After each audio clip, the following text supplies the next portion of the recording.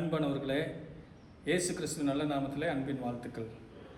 இந்த செய்திக்குள்ளாக செல்வதற்கு முன்பதாக என்னுடைய பிள்ளைகள் பாடின ஒரு அருமையான பாடலை நாம் கேட்டுவிட்டு கர்த்தருடைய செய்திக்குள்ளாக நாம் செல்லுவோம்.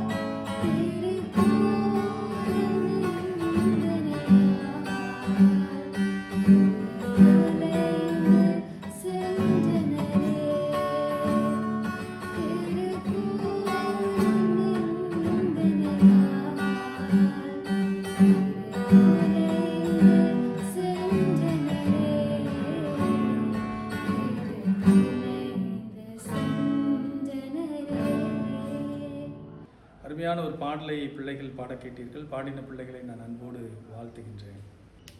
நேற்று என்று மாறாது ஆண்டவராகிய இயேசு கிறிஸ்துவின் நல்ல நாமத்தினாலே அன்பின் வாழ்த்துக்கள். உங்களை மீண்டும் சந்திப்பதிலே நான் மிகுந்த மகிழ்ச்சி அடைகின்றேன். நேற்றைய தினத்தில் கூட ஆண்டவருடைய சிலுவை குறித்து நாம் மேன்மை பாராட்ட வேண்டும் என்று சொன்னால், அந்த சிலுவையை இயேசுவானவர் எல்லா ஜனங்களும், சீசர்களும், அங்கு உள்ள ஜனங்களும் எல்லோருமா நீங்கள் சிலுவை எடுத்துக்கொண்டு என்னை பின்பற்ற வேண்டும் என்று சொன்னார். அது மாத்திரமல்ல, இயேசுவே அதற்கு முன்மாதிரியாக இருந்து காட்டினார் என்று சொல்லி நாம் பார்த்தோம். இந்த சிலுவையை தூக்கி கொண்டு செல்வது என்று சொன்னால், நம் வீட்டிலே ஒரு சிலுவை மரத்தை செய்து வைத்து அதை தினமும் தூக்கிட்டு நடப்பதா? அப்படின்னு என்னங்க சிலுவை சுமப்பது என்றால் என்னங்க? இந்த சிலுவைக்கு சில அடையாளங்கள் இருக்கிறது. கிட்டத்தட்ட ஒரு 6 அடையாளங்களை உங்களுக்கு நான் காண்பிக்க விரும்புகின்றேன். சிலுவை என்றால் துன்பம், இயேசு கிறிஸ்துவின் சிலுவை என்றால் மரணம், இயேசு கிறிஸ்துவின் சிலுவை என்றால் அவமானம், இயேசு கிறிஸ்துவின் சிலுவை என்றால் பரிகாசம், இயேசு கிறிஸ்துவின் சிலுவை என்றால் ஒதுக்கி வைத்தல், இயேசு கிறிஸ்துவின் சிலுவை என்றால் சுய வெறுப்பு. அப்படின்னு சொன்னால் ஒரு சிலுவை இத்தனை அடையாளங்களை கொண்டிருக்கின்றது. இத்தனை அடையாளங்களை நீங்களும் நானும் நம்முடைய வாழ்விலே அனுமதிக்கும் பொழுது, அதை கடந்து செல்லும் பொழுது, ஆண்டவருடைய துணையோடு இந்த 6 அடையாளங்களை கடந்து செல்லும் பொழுது, உண்மையாகவே நீங்களும் நானும் இந்த சிலுவை சுமக்கிறவர்களாக இருக்கின்றோம். இந்த நாளில் முதல் 3 அடையாளங்களை நாம் பார்ப்போம். சிலுவை என்று சொன்னால் அது துன்பம் என்று சொல்லி வேதம் சொல்லுகின்றது. பாடு, சிலுவை என்றாலே பாடு என்று சொல்லி வேதம் சொல்லுகிறது. வாசிக்கலாம். 1 பேதுரு 2ஆம் அதிகாரம் 21ஆவது வசனம் இப்படியாக சொல்லுகிறது: இதற்காக நீங்கள் அழைக்கப்பட்டும் இருக்கிறீர்கள், ஏனெனில் கிறிஸ்துவும் உங்களுக்காக பாடுபட்டு, அவர் பாடுபட்டார், அவர் துன்பப்பட்டார், நீங்கள் தம்முடைய அடிச்சுவடுகளை தொடர்ந்து வரும்படி உங்களுக்கு மாதிரியை பின் வைத்து போனார். ஆண்டவர் இந்த சிலுவையிலே நமக்கு ஒரு மாதிரியை வைத்து போவதற்காக அவர் துன்பத்தை அடைந்ததினாலே இந்த சிலுவை என்று சொன்னால் அது ஒரு துன்பத்தின் அடையாளமாக காணப்படுகின்றது. இரண்டாவதாக அதே 1 பேதுரு 4ஆம் அதிகாரம் 13ஆவது வசனம் இப்படியாக சொல்லுகின்றது: கிறிஸ்துவின் மகிமை வெளிப்படும் போது நீங்கள் களிகூர்ந்து மகிழும்படியாக அவருடைய பாடுகளுக்கு நீங்கள் பங்காளிகள் ஆனதினாலே சந்தோஷப்படுங்கள். ஆண்டவருடைய பாடுகளுக்கு நீங்களும் நானும் பங்குள்ளவர்களாக இருப்பதினாலே, அவருடைய அடிச்சுவட்டை பின்பற்றி அதே பாடுகளை நாமும் அனுபவித்து செல்வதினாலே நாம் சந்தோஷப்பட வேண்டும் என்று சொல்லி வேதம் நமக்கு சொல்லுகின்றது. ஆக சிலுவை என்றால் பாடு.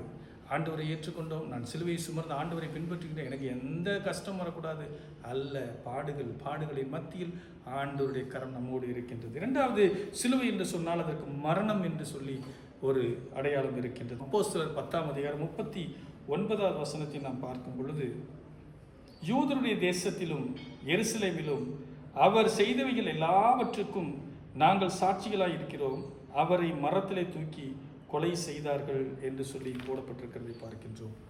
ஆண்டவருடைய மரணம் இங்கு அவர் கொலை செய்யப்பட்டு மரணமடைந்தார் என்று சொல்லி வேதம் சொல்லுகின்றது.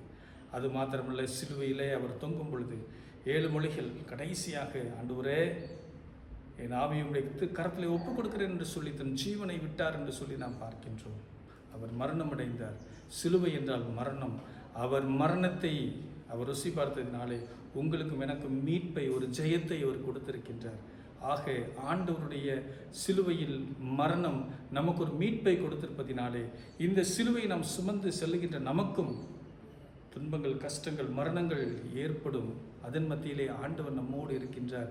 ஆண்டவர் பரலோகத்திற்கு நம்மை தகுதிப்படுத்துகின்ற ஒரு தேவனாய் இருக்கின்றார். சிலுவை அது ஒரு மரணத்தின் அடையாளம். மூன்றாவதாக, சிலுவை என்றால் அவமானம். எபிரேயர் 12ஆம் அதிகாரம் 2வது வசனம் படியாக சொல்லுகின்றது, அவர் தமக்கு முன் வைத்திருந்த சந்தோஷத்தின் பொருட்டு அவமானத்தை எண்ணாமல், அவர் சிலுவையிலே வெற்றி சிறக்கும் பொழுது மிகப்பெரிய சந்தோஷம் பரலோகத்தில், அந்த சந்தோஷத்தின் பொருட்டாக அவர் அவமானத்தை கொஞ்சம் கூட அவர் எண்ணாமல் சிலுவையை சகித்து தேவனுடைய சிங்காசனத்தின் வலது பரசத்திலே கம்பீரமாக வீற்றிருக்கிற ஒரு தேவனாய் இருக்கின்றார். சிலுவை என்றால் அவமானம். இயேசு கிறிஸ்து வாழ்ந்த காலத்திலும் கூட அவரை அவமானப்படுத்தினார்கள். பிசாசுகளின் தலைவன் என்று சொல்லி அவரை சொன்னார்கள். ஆண்டவரை அவமானப்படுத்தினார்கள். ஒரு அழகான ஒரு பாடல் உண்டு, கண்ணத்திலவன் ஓங்கி அறைய சின்ன பிள்ளை போல் ஏங்கி நின்றார். அருமையான ஒரு பாடல். கன்னத்திலே அறைந்தார்கள், மூஞ்சியிலே துப்பினார்கள், தலையிலே கொட்டினார்கள், கண்ணை கட்டி உன்னை அடித்தது யார் என்று கேட்டார்கள், சிவப்பங்கியை போட்டார்கள், அவரை நிர்வாணப்படுத்தினார்கள். எவ்வளவு தூரம் அவரை அவமானப்படுத்த முடியுமோ அவ்வளவு தூரம் அவரை அவமானப்படுத்தினார்கள். அவர் அமைதியாக எல்லாவற்றையும் ஆண்டவரை ஏற்றுக்கொண்டார். ஒருவேளை இந்த சிலுவை அவமானத்தை அடையாளமாக இருப்பதினாலே நம்முடைய வாழ்விலும் கூட நாம் நன்மை செய்தும் நாம் தவறே செய்யாத சூழ்நிலையிலும் நாம் சில அவமானங்களை சந்திக்க நேரிடலாம். தைரியமாக ஆண்டவருடைய துணையோடு நாம் கடந்து செல்வோம். கர்த்தர் நம்மோடு இருந்து எங்கு நாம் தலை குனிந்தோமோ அதே இடத்திலே தலை நிமிர செய்கிற ஒரு தேவனாக இருக்கின்றார்.